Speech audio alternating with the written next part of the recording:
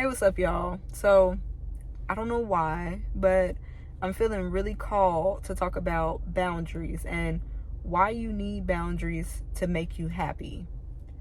And I guess when I think about myself, boundaries have always had this negative connotation to it.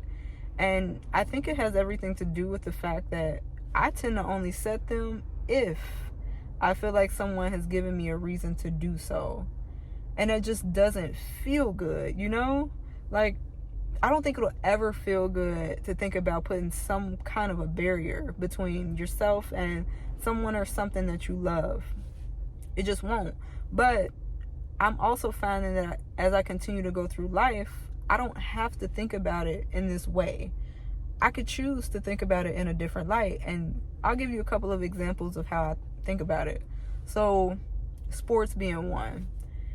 In any sport, there's always rules and regulations set prior to the game even starting, and it's to ensure that these players have a safe and fair game.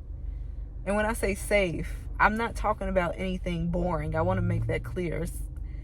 I'm talking about creating a space, a healthy space for them to play this game. And that's how I try to look at it in life, is that it's about me playing a healthy game of life for myself, you know. And another way is just like, the reason you have a lock on your front door or you have a fence around your yard is not because somebody has already come over there unwanted or unwelcome, but it is a form of protection in the event that something happens.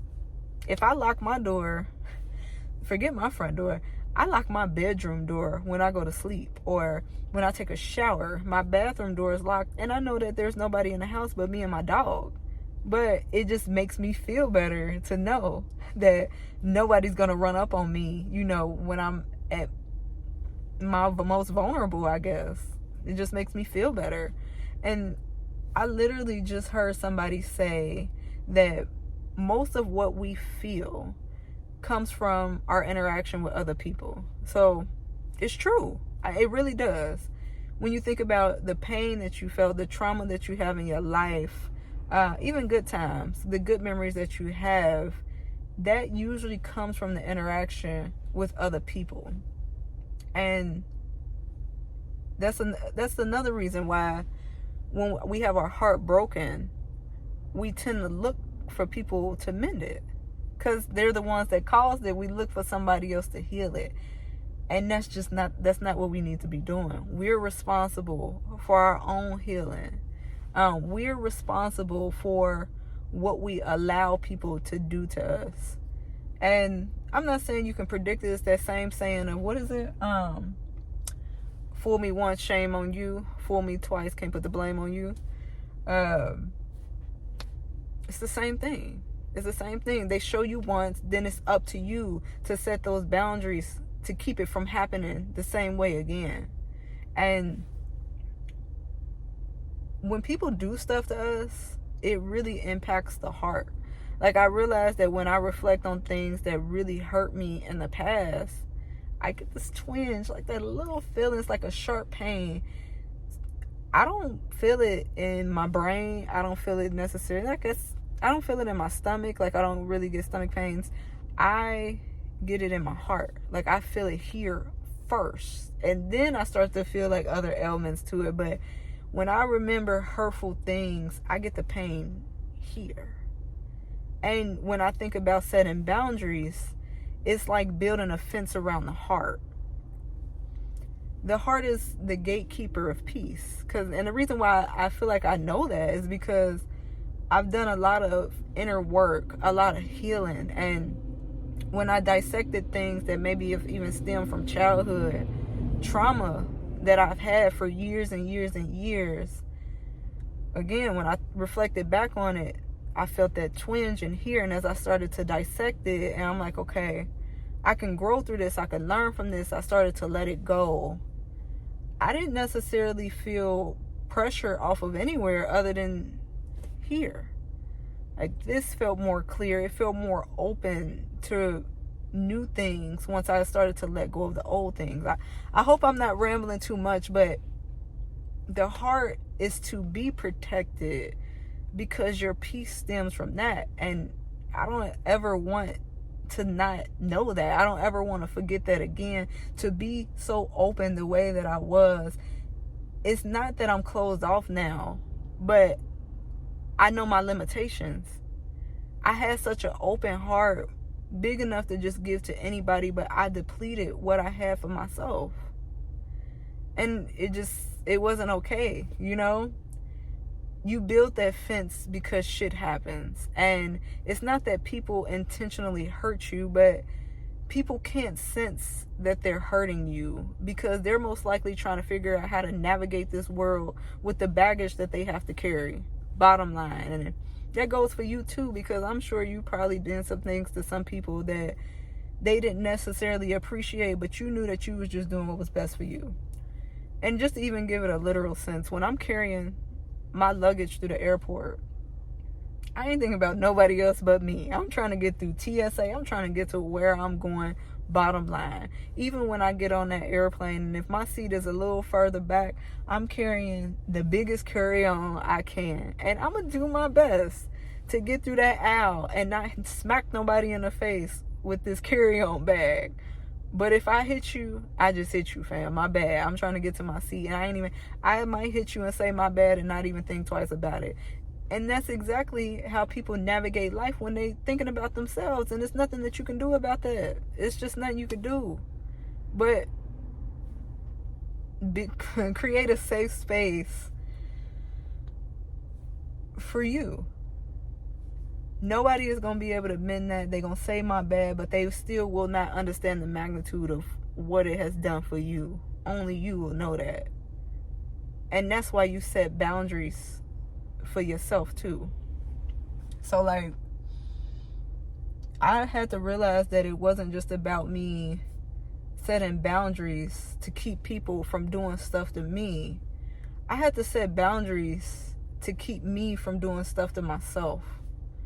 Overgiving, oversharing. Like sometimes I would have a friend or somebody that I love that was hurting so bad, and I would go and tell, I would kind of briefly tell my mama about it, like, yeah, I'm just trying to make sure that I'm here for this person because they really going through a lot and this and that. My mom be like, you worry about that later, but I'm like, no, because they really going through it. They might really need to call me, so I'm gonna be sure that I'm always there to pick up the phone when they need me to do it. And it's like, I had to say to myself, like, Jordan, how long are you gonna keep that door open for them? Because just like they went through something, I could be going through something on the side that they have no clue about. And because I decided to release whatever boundary I had for myself, and I'm like, you know what? I'm just going to let all my love pour into this person. I'm going to make myself open to this person. It drove me crazy, right? And I knew that, like, I wasn't necessarily creating a good space for myself because I was tired all the time. And it's like, all right, Jordan, how long you going to be tired? How long you going to do that to yourself? And I didn't cut myself off from this friend or nothing like these friends and these people. I just took a step back, and it was like, I'm gonna get to you when I get to you type of thing. I love you, but like, just know I'm gonna get to you when I get to you. It was for me to say it's time for me to shut my phone off, or it's time for me to just sit down and sit with my own shit. And even when it came down to sitting with my own shit, I remember when I had went through a really bad breakup, and I was like, I moved and everything like that, and I got to a point of, all right, I'm still kind of feeling down about this. And I looked up and I realized that I had been moved to a whole nother city for like 4 months at this point, and my breakup had happened a little while before that. So I really started thinking about, like, okay, Jordan, how long you gonna be sad? How long you gonna be sad about this? And it's not to say that I had to rush my healing, but I really had to ask myself that, because I knew that I couldn't sit in that forever. So I cut myself off from basically sitting in that pity party that I was having. That was just a boundary that I set. Again, I hope I'm not rambling too much, because there's just so many different ways that boundaries have to show up in our life to protect us. So that way we can move through this life not feeling completely just empty. You know, I feel like I've been emptied out so many times, and I had to take a stand for me. So if you are feeling tired, immensely tired of just life in general, you're tired of people, certain interactions, just really sit and think about what it is that's weighing down on you so badly.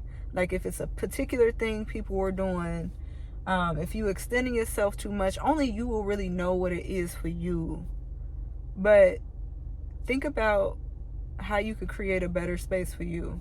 And that's all I could really ask. This was really a way for me to vent, to clear out whatever I got going on. But I hope that this little rant helps you in some way. But yeah.